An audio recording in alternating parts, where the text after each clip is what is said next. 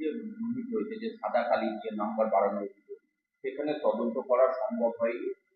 কারণ সেই তদন্ত কমিটি যে তাদের এখতিয়ার নেই, তদন্ত কমিটির এরকম এখতিয়ার নেই যে সাদা কালি দিয়ে নম্বর বাড়ানো কমানো এইসব নিয়ে তদন্ত করা। সারা পশ্চিমবঙ্গের স্বাস্থ্য দপ্তরের যে দুর্নীতি, সেই দুর্নীতি দুর্গন্ধ আজ এই বাংলার আকাশ বাতাসকে বিষাক্ত করেছে।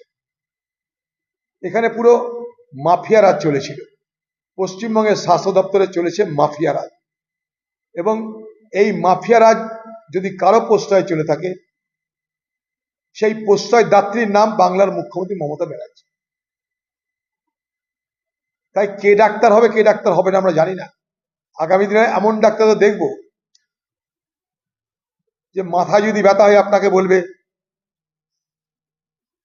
ঘাড়ে গ্যাস্ট্রিক হয়েছে, আর যদি পেটে ব্যথা হয় আপনাকে বলবে